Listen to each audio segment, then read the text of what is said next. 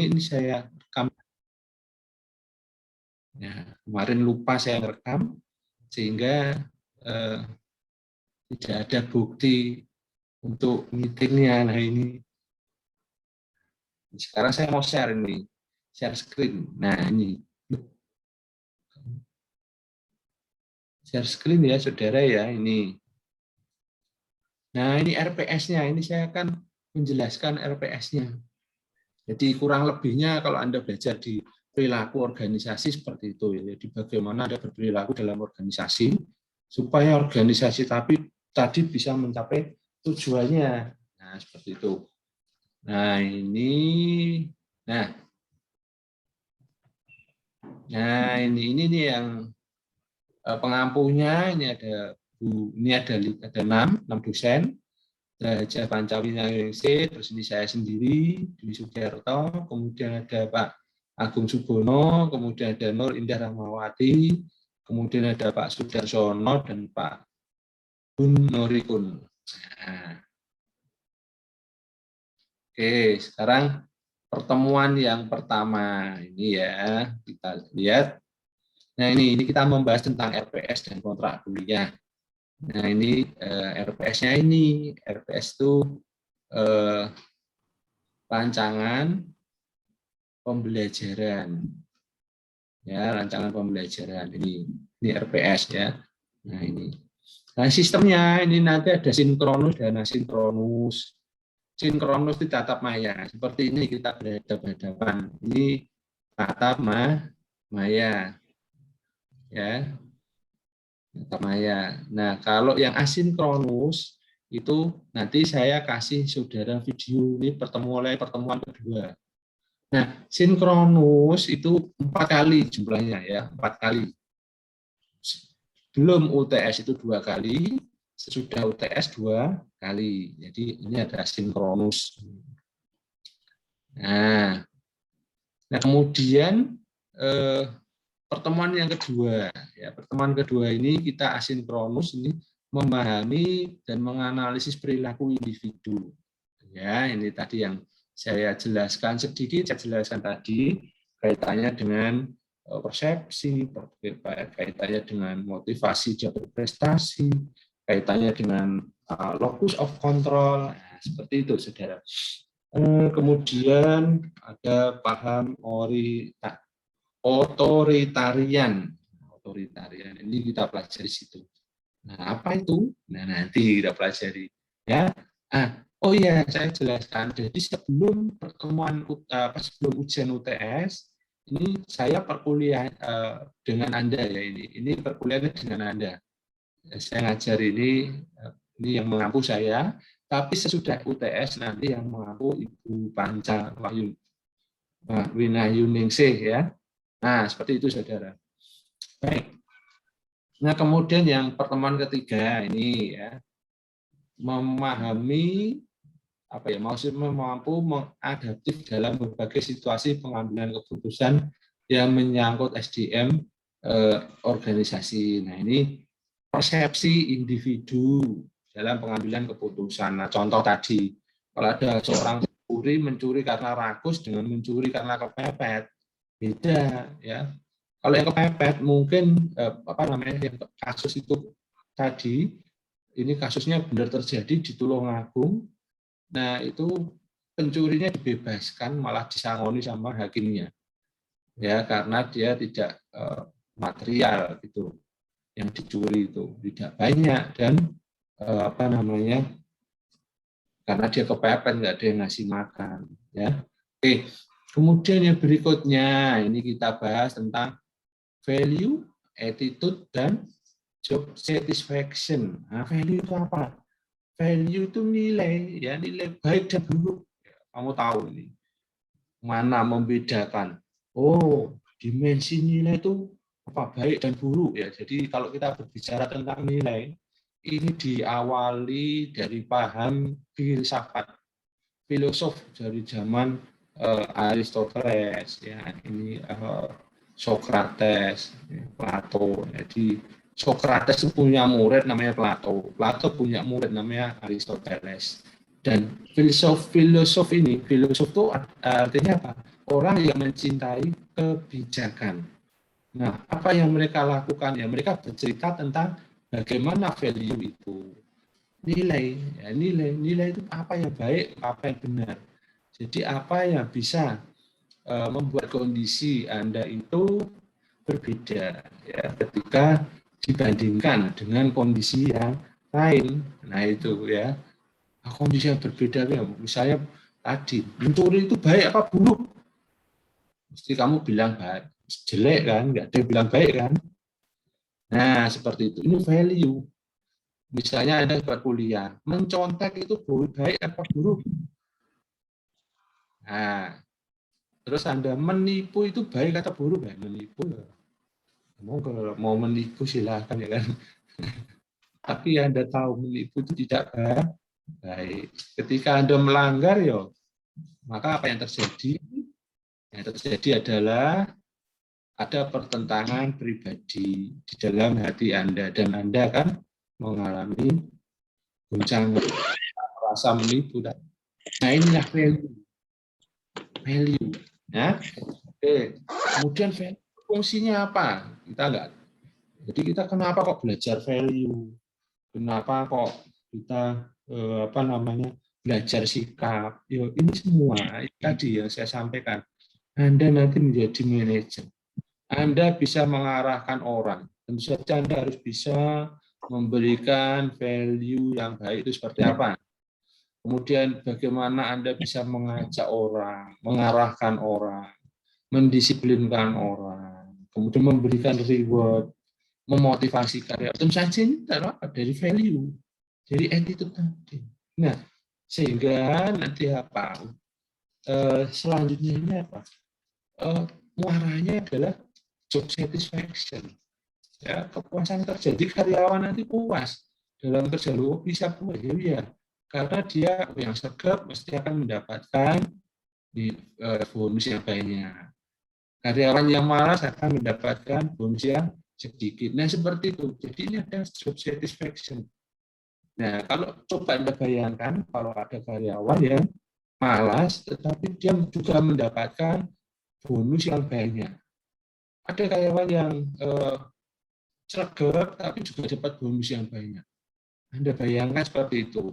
Apakah ini satisfaction,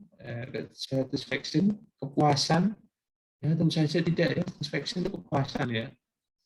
Tentu saja mesti kan yang non berunder. Walaupun mungkin yang keset tadi masih ada hubungan saudara dengan yang punya bosnya. Nah, seperti apa akhirnya? Ya karyawan akan tidak puas dalam bekerja. Nah, ini adalah job satisfaction. Ya, kemudian ada attitude ya, sikap ya, bagaimana Anda bersikap. Ya, kemudian pertemuan kelima ya, ini masih menggunakan asinkronus. Ini ada motivasi ya, dari konsep aplikasi. Jadi nanti kita belajar teori-teori motivasi ya. Ada teori Maslow, ada teori Herzberg, ada teori X dan Y. Ya, kemudian ada teori dua faktor, ya. Kemudian ada berbagai model motivasi, ada teori Edward, ada teori McClellan, kemudian ada teori justice, organizational justice. Oke, kita pelajari di pertemuan ke-5. Ini ada asinkronus. Nah, nanti saya kasih video, saya kasih PPT, saya kasih PDF, Anda pelajari ya. Terus nanti kalau ada tugas, ya dikerjakan. Pertemuan ke-6. Nah, ini membahas foundation of group behavior. Nah, tadi setelah tadi Anda mempelajari karakter individu, kemudian meningkat karakteristik kelompok, ya, kelompok dan tim ya di dalam organisasi. Jadi kelompok itu di dalam organisasi itu ada dua, kelompok formal dan informal. Kelompok formal itu bisa saja kelompok yang ada dalam struktur organisasi, jelas. ada direkturnya, ada manajernya, ada supervisor, ada stafnya, ya, kemudian ada bagian-bagiannya.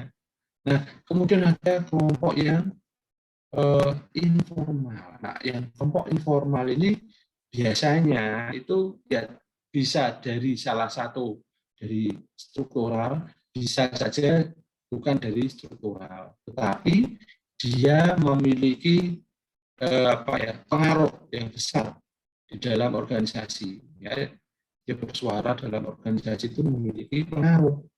Ya, ya misalnya serikat pekerja yang jadi masuk dalam kelompok serikat pekerja kan belum tentu direkturnya masuk, ya kan? Nah, bisa saja dari karyawan biasa, tapi dia memiliki power, ya, memiliki pengaruh yang besar terhadap karyawan yang lain. Nah, begitu saudara, ini pertemuan yang berikutnya ini kita bahas di menggunakan asinkronus yang pertemuan ke-6. Pertemuan ke-7 ini adalah pemantapan dari materi-materi yang sudah kita bahas. Ya, ini kita mantapkan lagi. Tekniknya menggunakan sinkronus, ya seperti ini ya. Ini sinkronus, ini seperti ini kita bicara. Jadi nanti kalau misalnya ada pertanyaan, monggo silakan langsung ditanyakan. Nah nanti kalau sinkronus gimana Pak? Kalau saya mau tanya, monggo silakan.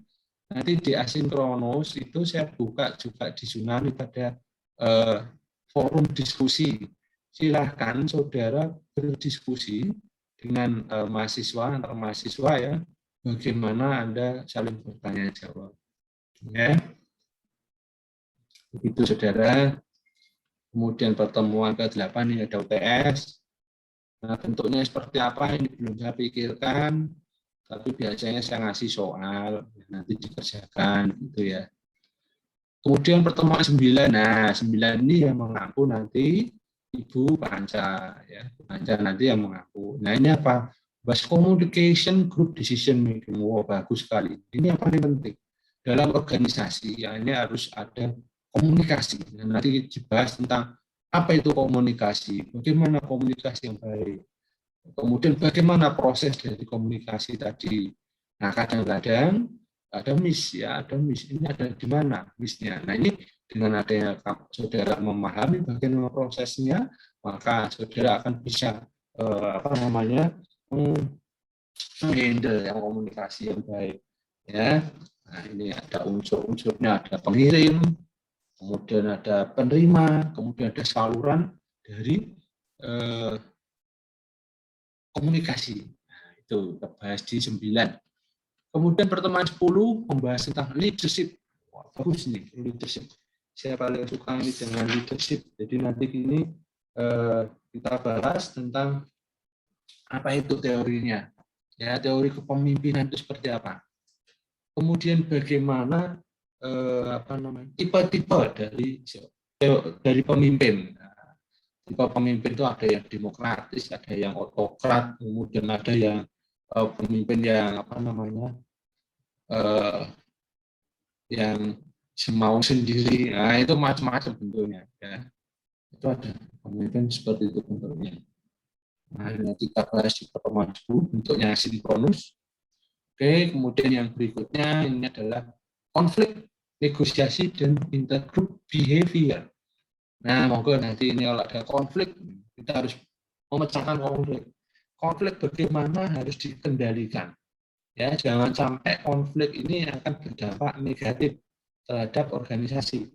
Nah, maka Anda harus bisa mempelajari sebab terjadinya konflik itu apa. Ya kan dicari dulu.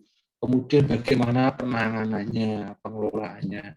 Siapa yang nanti akan ditunjuk untuk menjadi penengahnya dan sebagainya. Ini konflik. Ya. Konflik ini bisa menjadi suatu keunggulan bagi perusahaan. Ya, bila Anda bisa memecahkan. Tetapi bisa juga konflik ini bermakna negatif ya, bila tidak bisa dipecahkan. Ya, kemudian ada pertemuan yang berikutnya ada teknologi, work design and stress. Ya. Teknologi, jadi ini kaitannya dengan teknologi, kemudian bagaimana merancang tempat bekerja yang baik, ya, kemudian merancang SOP, ya, SOP yang baik, yang kemudian stres, ya stres itu tekanan. Jadi jangan sampai membuat suatu rancang desain pekerjaan itu karyawan Anda malah menjadi stres, ya dengan apa? Stres itu bisa berarti positif, bisa berarti negatif. Nah, coba stres yang positif itu contohnya gini, ketika Anda kuliah, artinya apa? Stres kan Anda. Ini stres, ada tekanan banyak. Anda harus belajar, Anda harus mengerjakan tugas, Anda harus pergi ke kampus, ya kan? Anda harus tatap muka dan sebagainya. Ada banyak tekanan.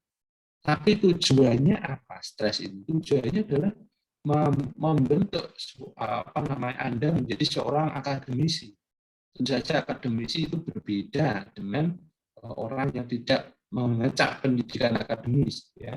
Perbedaannya di mana? Pola pikirnya, ya, pola pikirnya. Jangan dikira Anda itu sama dengan orang yang tidak sekolah, beda, ya. Karena apa? Anda di sini diajari bagaimana menggunakan pola pikir Anda sehingga menjadi orang yang ilmiah, sistematis, ya, runtut, kemudian logika. Nah, ini tentu saja berbeda dengan orang yang tidak mengejar pendidikan. Dia mungkin secara runtut itu dia tidak bisa, tetapi mungkin logika mungkin oke lah, logika. Nah, ini yang membedakan Anda dengan orang yang tidak kuliah, berbeda. Tapi beda lagi kalau Anda kuliah hanya asal-asalan, ya. Kalau Anda kuliah asal-asalan, itu berbeda. Nah, bedanya apa ya? Nanti akan pola pikir Anda ini masih tetap sama seperti ini, tidak ada perbedaan. Nah, ini artinya apa? Ada gagal, ya. Gagal menjadi seorang akademisi, walaupun Anda mungkin bisa nulis skripsi, ya, karya ilmiah, tetapi ternyata yang nulis bukan Anda, misalnya seperti itu. Nah, ini gagal Anda sebagai seorang akademisi. Ya, akhirnya apa? Ya sudah, asal-asalan, asal lulus sudah. Ya, tidak ada bedanya. Nah, ini saya harapkan tidak seperti ini mahasiswa UMK, karena kita ini termasuk perguruan tinggi yang besar, ya, yang bagus. Saya harapkan tentu saja Anda juga memiliki pola pikir yang bagus juga. Ingat, ya, ingat.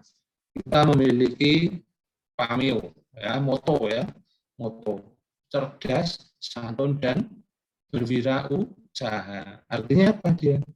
Artinya adalah Gus Jikang itu. Bagus ngaji dan dagang. Nah, apa ngaji bagus dan dagang? Ngaji itu mengkaji ilmu, cerdas. Kalau santun itu Gus, ya. Gus itu bagus, itu santun.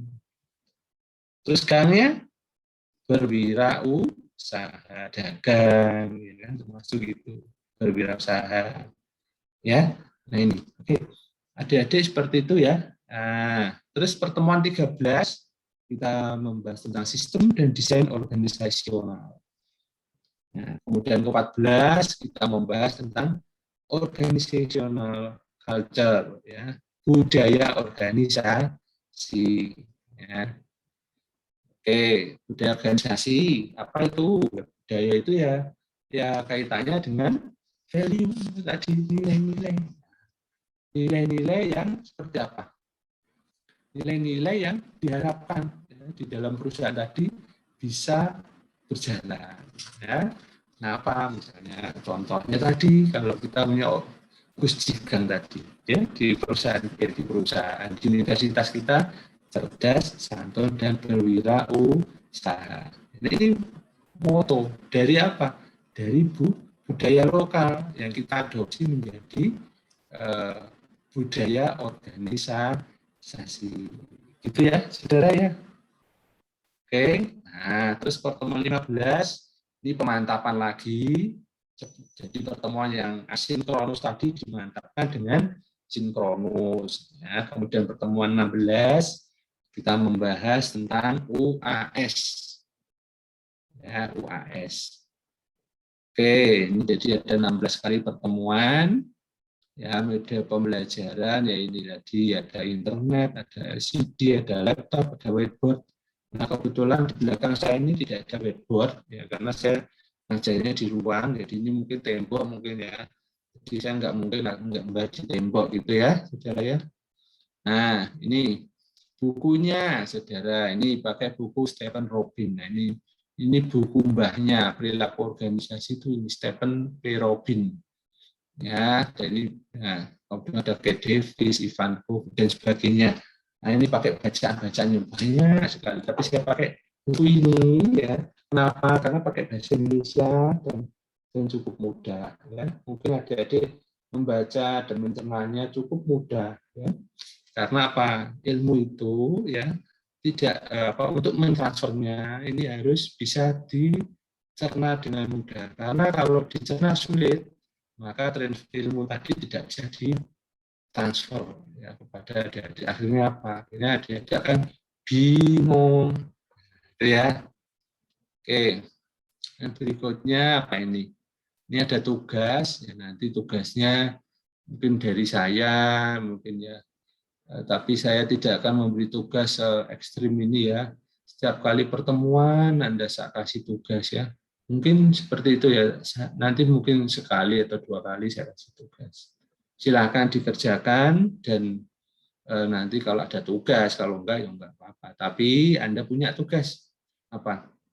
Berdiskusi. Ya, nanti saya buka link diskusi, silakan Anda berdiskusi untuk pertemuan di minggu berikutnya.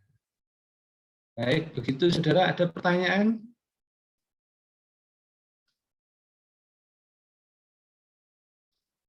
Ada pertanyaan?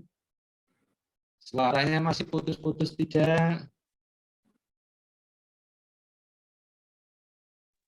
Masih, Pak. Masih? Masih putus-putus, Mas? Enggak cetok, Mas? Iya. Golek mic-nya ini di mana? Ya, coba nanti adik-adik kalau ada waktu nanti mainlah ke kampus, ya. Ketemu saya juga boleh. Ya. Guyon-guyon ya boleh. Ya. Ya sebatas dosen dengan mahasiswa, ya. Oke. Kalau tidak ada pertanyaan, saya rasa cukup ya. Karena jam 8 ini saya ada langsung 2 kuliah ya. Yang satu filsafat, yang satu perilaku organisasi. Tetapi karena saya sudah komit perilaku organisasi dulu, ya sudah. Ini berarti Anda yang nanti jam 8, nanti filsafat jam 9. Gitu ya. Oke, kalau ada pertanyaan, nanti silakan Anda. Kalau malu, sungkan, japri aja saya di ini. Kemudian jangan lupa absen ya, di Sunan. Nah, bukunya ini silakan Anda cari di Shopee boleh, atau di mana juga boleh lah. Atau mungkin nanti saya kasih PPT atau PDF juga boleh. Ya, ada pertanyaan lagi? Mas Yoga mau tanya apa, Mas Yoga? Cukup, Pak. Cukup. Nah, oke. Ya, oke, siap-siap. Saya rasa cukup ya. Sekian, bila taufiq wal hidayah. Wassalamualaikum warahmatullahi wabarakatuh. Waalaikumsalam warahmatullahi wabarakatuh. Waalaikumsalam warahmatullahi wabarakatuh.